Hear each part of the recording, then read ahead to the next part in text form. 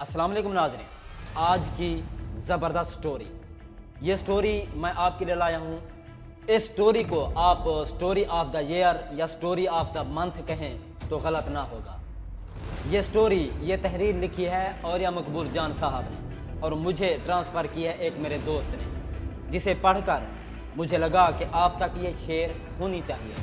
ये स्टोरी सुनकर आपको फ़ायदा होगा। एक ऐसा मुल्क जिसने एक ऐसा हैरानकुन इक़दाम किया है कि जिस पर उसे तनकीद का सामना भी है और माली नुकसान भी है, लेकिन उसने अपनी तहज़ीब और इस्लामी रिवायात पर समझौता नहीं किया। स्टोरी का जो उन्वान है वो है जर्मनी से कतर, गलाज़त से तिहारत तक। और ये आप समझ गए होंगे कि रिलेटेड है फीफा वर्ल्ड कप से। और ये एक ऐसा इवेंट है कि जिस मुल्क में भी होता है तो उस मुल्क की जो रौनकें हैं वो बहाल होती हैं, बल्कि दोबाला हो जाती हैं, और उस मुल्क को माली तौर पर भी बहुत बड़ा फ़ायदा होता है और उसकी मईशत के लिए एक रीढ़ की हड्डी की हैसियत रखता है ये इवेंट। और उस मुल्क को बाकायदा खुशनसीब मुल्क कहते हैं कि जिस मुल्क में ये फीफा वर्ल्ड कप की जो सरमनी है या इवेंट है इसका इनेकाद होता है। और इस बार हुआ है कतर में, और पहले मुख्तलिफ ममालिक में होता रहा है। और उसमें क्या क्या जिन्स परस्ती, अयाशी, जिस्म फरोशी, वो टोटली हम आपको उसमें जो है ना रिपोर्ट बना कर लाए हैं, वो आप तक शेयर करते हैं।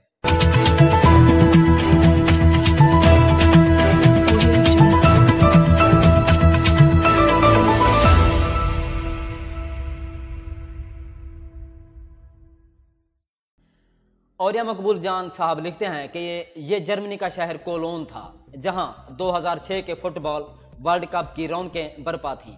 उस वर्ल्ड कप के खिलाड़ियों और तमाशियों के हुस्न ज़ौक़ और तस्कीन तईश के लिए दुनिया भर से हर रंग, उम्र, नस्ल और जिस्मानी तनासब वाली ख़वातीन लाई गईं। उनकी तादाद तकरीबन 40,000 थी। उन स्मगल शुदा जिस्म फरोश औरतों से कोलोन शहर के बीचों बीच एक 12 मंजिला कोहबा खाना या जिस्म फरोशी का अड्डा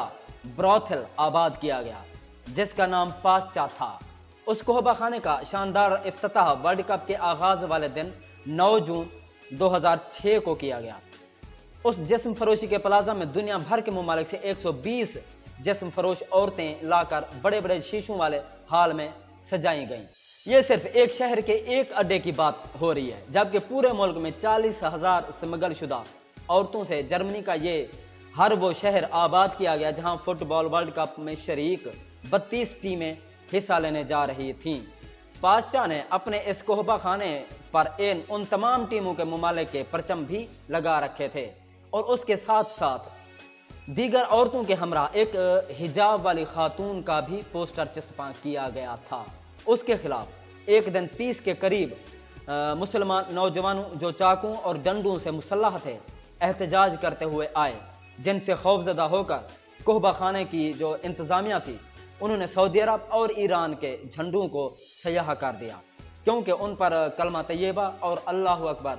या अल्लाह का नाम लिखा हुआ था। और साथ ही उस खातून की जो पर्दे वाली थी उसका जो पोस्टर चस्पा था उसको भी हटा दिया गया, क्योंकि उनको ख़तरा था कि हमला ये 30 जो लोग थे मुसल्लह कर सकते हैं। जर्मनी में फुटबॉल के खिलाड़ियों और तमाशियों के लिए इतने बड़े पैमाने पर जिस्म फरोश औरतों की स्मगलिंग का खसूसी एहतमाम एक ऐसा वाक़या था जिसने पूरी दुनिया को हिला कर रख दिया कि मुहज़्ज़ब कहलाने वाले जो मगरबी दुनिया है, जो इंसानी स्मगलिंग पर दीगर कमज़ोर ममालिक का मुआशी मुकातिया तक करती हैं, वो कैसे अपनी ऐश पसंदी और जिनसी ख्वाहिशात की तस्कीन के लिए दुनिया भर की औरतों को बुलाकर एक माह के लिए बाजार सजाती है। उस वाक़े के बाद पूरी दुनिया में खेलों के आलमी मुकाबलों और जिस्म फरोशों के बाज़ारों के ताल्लुक़ पर लातादाद इल्मी तहकीकात शुरू हुई, यहाँ तक कि अमरीका की यूनिवर्सिटी ऑफ नेब्रास्का ने इस बाहमी ताल्लुकात पर एक आलमी कॉन्फ्रेंस बुलाई, जिसमें अमरीका के ऐवान नुमाइंदगान की आलमी ताल्लुकात की कमेटी की एक तफसीली रिपोर्ट पेश की गई, जिसका उन्वान था Germany's world cup brothel 40,000 women and children at risk of explosion through trafficking, जिसका तर्जमा ये है कि जर्मनी वर्ल्ड कप के जिस्म फरोशी के अड्डे 40,000 عورتیں اور بچے انسانی سمگلنگ کی وجہ سے استحصال کے خطرے میں۔ اس کے علاوہ نارتھ ویسٹرن یونیورسٹی کے اسکول آف لا کے سنجیدہ میگزین میں 2008 میں اپنی میری ٹیولا نے جرمنی کے اس فٹ بال ٹورنامنٹ میں جنسی سمگلنگ یعنی کہ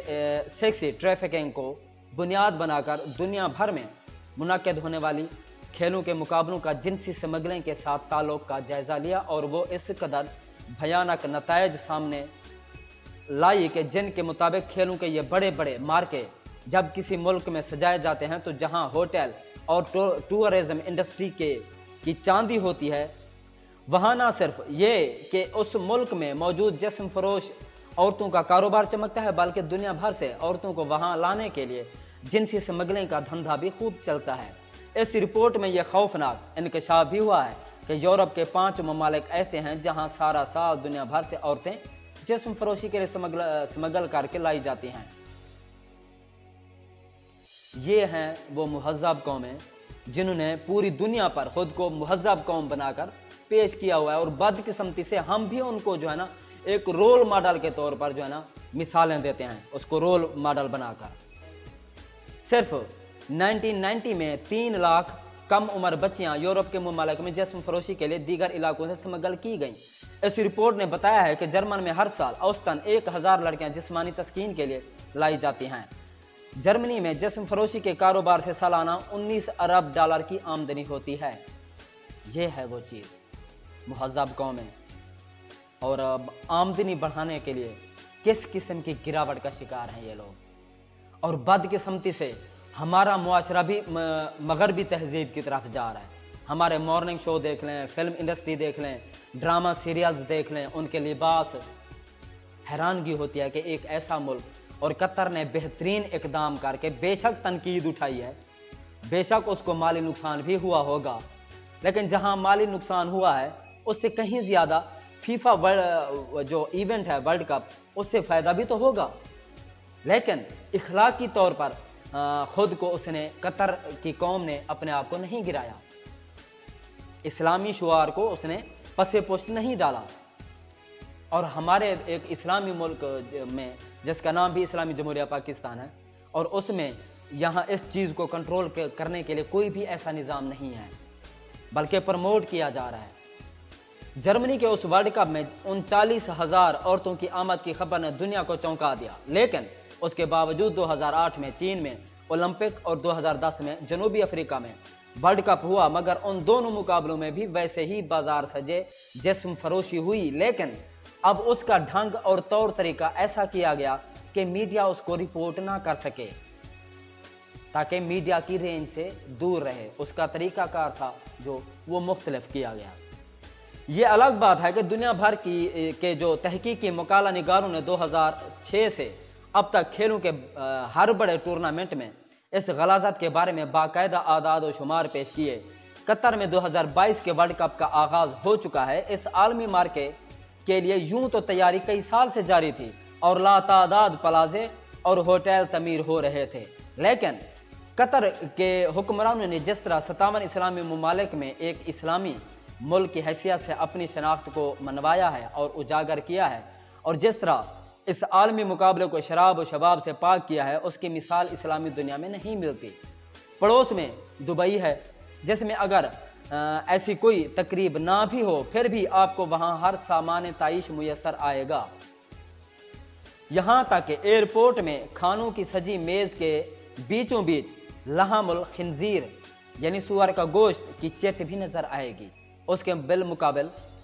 اس کے بالکل برعکس، قطر میں فٹ بال کے اس ٹورنامنٹ میں پہلا اہم حکم نامہ 13 اپریل 2022 کو سیکیورٹی کے سربراہ عبداللہ النصری نے اس وقت جاری کیا جب اسے کہا گیا کہ اسٹیڈیم میں ایک اسٹیڈیم ہم جنس پرستوں LGBT کے لیے بھی خصوصی اہتمام کیا جائے اور وہاں ان کا پرچم لہرایا جائے۔ النصری نے انکار کر دیا، جس پر انگلینڈ کی مشہور ٹیم 3 لائنز نے بائیکاٹ کا اعلان کیا، جس پر قطر کی حکومت نے جواب دیا کہ آپ نے اگر ہم جنس پرستی کا پرچار کرنا ہے تو اس معاشرے میں جا کر کریں، जहां ये काबिल कबूल है। आप कतर में ऐसा करके पूरे मुआशरे की तौहीन नहीं कर सकते। अगर किसी ने स्टेडियम में हम जिन्स परस्ती का झंडा लाने की कोशिश की तो हम उससे झंडा छीन लेंगे, क्योंकि हमें डर है कि देखने वाले गुस्से में आकर उस पर हमला न कर दें। ये है कतर, और उसने ये इकदाम करके मगरबी तहजीब को, जहां हम जिन्स परस्ती जिस्म फरोशी आम होती है और उसको प्रमोट किया जाता है, बाकायदा उसके लिए कतर के लिए भी आवाज़ें उठाई गई हैं कि आप भी स्टेडियम के बाहर या कहीं एक ऐसा स्टेडियम सजाएं जहां ये आप तख्ती लगाएं कि हम जिन्स परस्ती यहाँ अलाउ है या अवेलेबल है। लेकिन कतर ने इस डिमांड को रिजेक्ट कर दिया है, और ये बाकी दीगर इस्लामी ममालिक के लिए भी एक मैसेज है। बेशक यहाँ लेबल नहीं लगाए जाते, लेकिन मुख्तलिफ किस्म की आवाज़ें उठती हैं हम जिन्स परस्ती बारे, तो उनको दबाना चाहिए, उनको ख़त्म करना चाहिए। और हमारा इस्लाम जो है वो दुनिया का सबसे बड़ा और सच्चा मजहब है, और हमें उसके लिए अपने मुल्क पर और दीगर इस्लामी ममालिक में एक मजबूत इस्लामी निज़ाम की ज़रूरत है। और हमारी दुआ है कि हमारे मुल्क पाकिस्तान में भी इस्लामी निज़ाम की जो है ना जल्द से जल्द